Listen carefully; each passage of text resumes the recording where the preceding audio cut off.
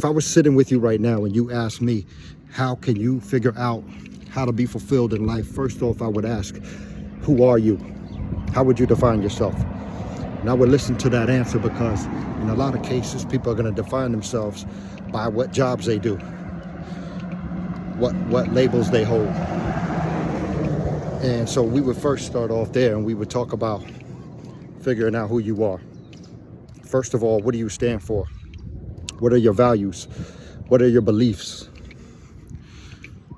In your deepest essence, what makes you? Are you a family person? What are your hobbies? What kind of things make you happy? What things make you sad? What do you love? What do you hate? And I mean, I know hate is a strong word, but let's say, for example, you hate child abuse. You know, maybe there's something in there that maybe you want to start helping out to prevent that from happening. Maybe that's your goal in life. Maybe that's your purpose in life, is to prevent that from happening.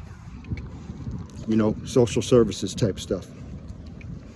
But it goes further than that, right? You find out those types of things. What are your talents? What are your strengths, weaknesses?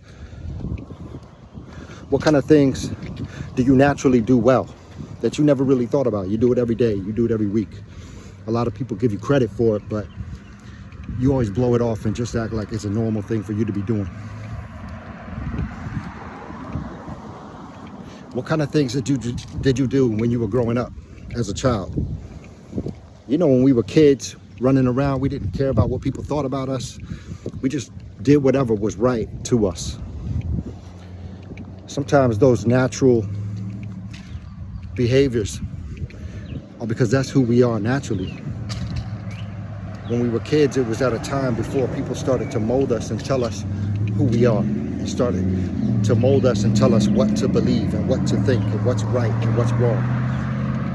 And if you think about it, a lot of things that you were told is wrong as a child, it came from your parents or your family members or people you looked up to, and it was their opinions. So what was wrong then was kind of ingrained into you, and what was right as well. So for example, when you were coming up, you were probably told you need to work hard in school, get an education, get high grades so you can go to college. Go to college so that you can be successful. But we've grown up and we know that that's not the only way. For some of us, school is not the way to go. For some of us, college can't teach what we already do well. For some of you, you already have natural talents that the world could use if you would just get it out there. You didn't get educated on it, it was natural to you. And you can just further develop that. So that's what we would start to get into if we sat one-on-one. And I would get to the bottom of it by asking the right questions and listening closely to your answers. Pardon me. But I just wanted to kind of come on here and be natural for a minute and share that with you. And that's just really the beginning. But, you know, we all need to do that deep work. We all need to really think deeply about what makes us tick, because that's just the beginning. A lot of us, we get into the daily grind doing our jobs. You work every day. You come home, you parent the rest of the day, or your spouse, or whatever it is you do when you come home, it also keeps you busy. So by the time you get off of work, you come home and you're still busy. Finally, you could go to sleep, get some rest. A lot of people don't even get much rest because they're too busy. So we would also have to figure out your time management. You got to figure out how to give you some time back so you can focus on yourself. If you can't develop yourself to become better, if you can't take care of yourself, you can't take care of other people, and you can't develop other people. You could tell yourself that you're, so busy that you're taking care of everybody else, and you're so busy that you're just taking care of work.